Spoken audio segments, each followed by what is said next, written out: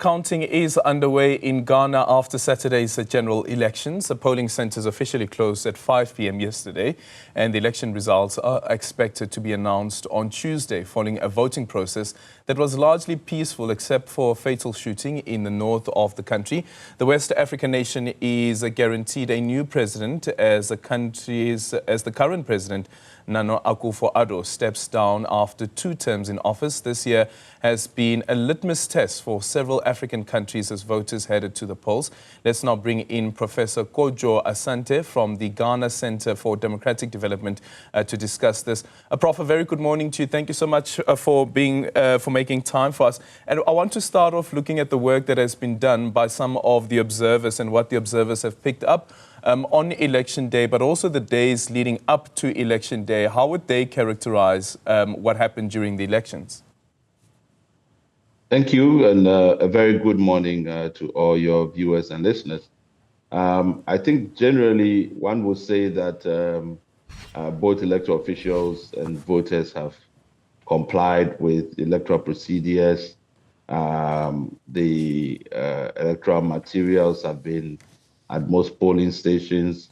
The biometric verification machines have largely worked in most places. And voting has, really been smooth. And yesterday, I think by 4 o'clock, a lot of people had already voted.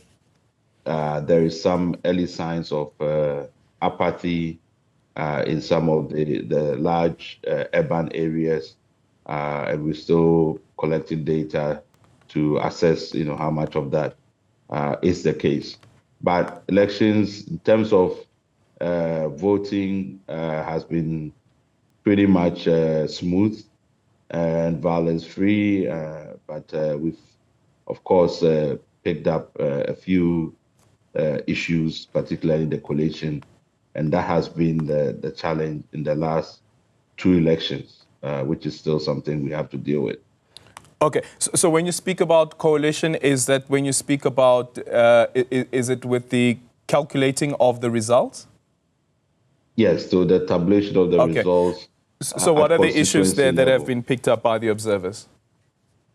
Well, there's been, I think overnight, a number of collations. So collation in a lot of places have delayed because of either disruption, some violence in some places.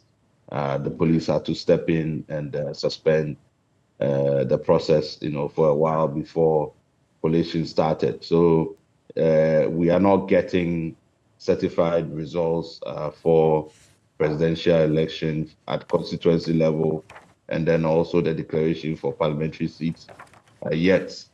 We are hoping that this morning a lot of that will pick up throughout the day, so we can get results and allow the Electoral Commission to make a final declaration on the results. Yeah, so the Electoral Commission is expected to make that announcement on Tuesday, and I wonder if this violence that has played out during the counting of the ballots could have an impact on that particular deadline. But it almost seems that if the reports of the violence that have taken place, especially during the counting, seems to also lay the foundation for a dispute. Well, I think the convention is 72 hours. It's something that under the Fourth Republic it's always been, maybe 3 days for the results to be finally declared. I think the Electoral Commission was aiming to do that at the close of day or in the evening today. It might not be feasible given the delays that have happened overnight. So I still think they'll be able to do it within the 72 hours. And we continue to watch the process. Now, whether or not it leads to litigation afterwards, maybe the main issue will probably be at the parliamentary level, not so much maybe the presidential, because some of these challenges at the coalition really have to do with parliamentary candidates for a lot of very competitive constituencies where the margins between the first and second person is just a few hundreds. And I think that's where a lot of emotion and disruption has happened. Yeah. Looking at the Kojo Ghana report, that is the Coalition of Domestic Election Observers, One of the reports that they note is incidents of violence relating to shooting that took place. One happened at the Nyankapala, new UDC polling station, and then another one took place at Awutu Senya East. Are these That's of right. any significance, though, to mar the so-called peaceful election? Not really, but it's very unfortunate. You don't want to have any fatalities during the election. But I don't think overall that will make a dent on sort of what has been a general peaceful process till now. But the point is also to try to mitigate any of those things being repeated between now and declaration of the final results, and even after. So there's a lot of management, both from the security services, but also from media and supporters, so that people don't get injured either over celebrating or taunting others and so on and so forth. Yeah. Has there been any word as yet from the new Patriotic Party, as we would take it now as the governing party, still in charge, which will be the case until after the elections have been declared? What are they saying about how the elections are being run? I think some of the party leaders that I've heard from are talking about, everybody sort of waiting for the Electoral Commission to discharge its mandate under the Constitution. The opposition has asked its members to make sure that they are vigilant at the collation center. I think that's also made it difficult because a lot of people have masked up also at the collation centers. Makes crowd control difficult for the police and so on. But as I said, at this point, a lot of it is really just having the right emotional intelligence and skill to manage, high emotions and so on, from supporters who think they have already won, or people who think that they have been cheated and things like that. So there's a lot of sort of live management that has to happen. And then also the Electoral Commission communicating clearly and consistently about how to deal with particular issues at specific collation centers. Yeah. Then there's also this issue around vote buying, where food parcels are being used to influence the decisions that a voter would ultimately make once it's them and the ballot paper. Yes, and that is really regrettable. I mean, it started with our special voting, which normally is for some of the officials that would work on the election day. They have their early voting before election day, and we had some experience of vote buying there. We've seen that in a couple of places, also during the election, even including people photographing their ballots so that they can, be rewarded for choosing the candidate that the person financing has asked them to choose. So these are issues that really we believe will be picked up in the post-election phase to see what kind of measures can be put in place to punish people and discourage that kind of behavior. Yeah, Prof, I'm going to ask you perhaps maybe a politically related question here, and it's okay if you can't answer it. I totally understand. I would totally understand it.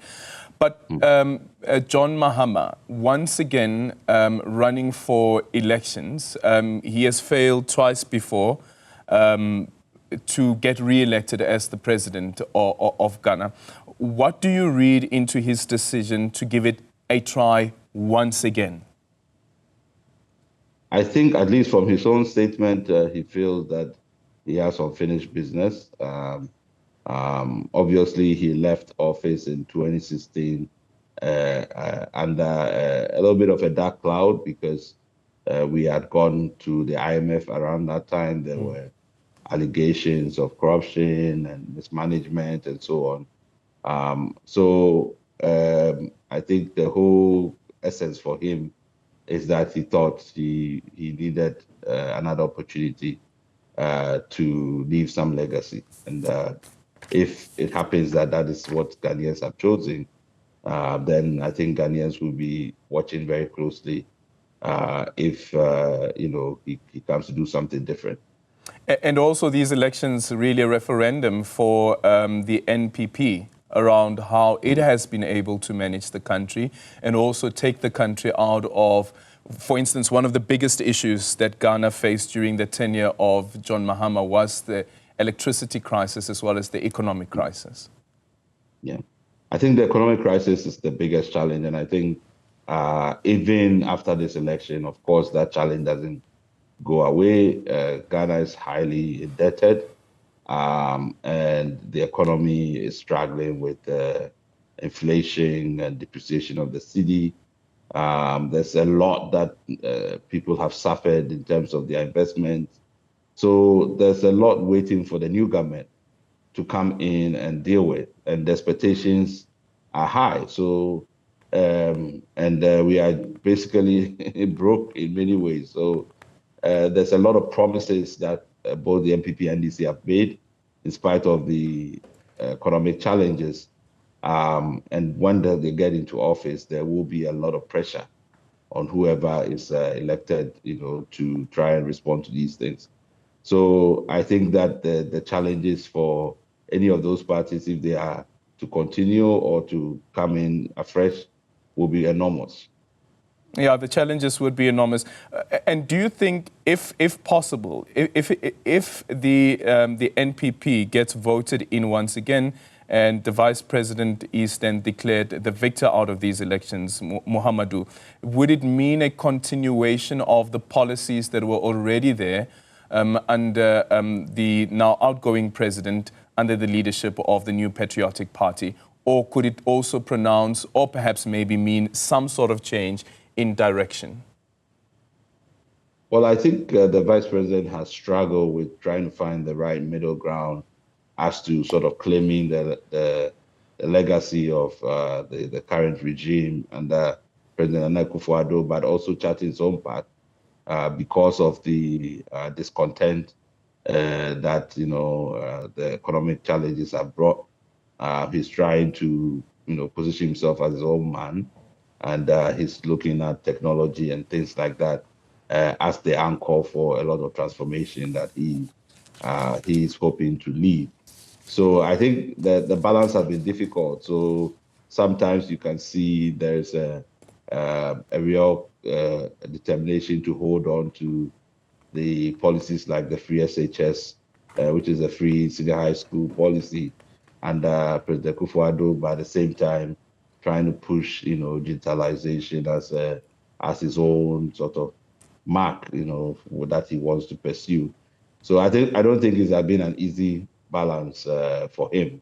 And I'm sure that if he was to be elected again, he would have to, straddle that between those two positions all throughout, because it'd be very difficult to remove himself completely from that.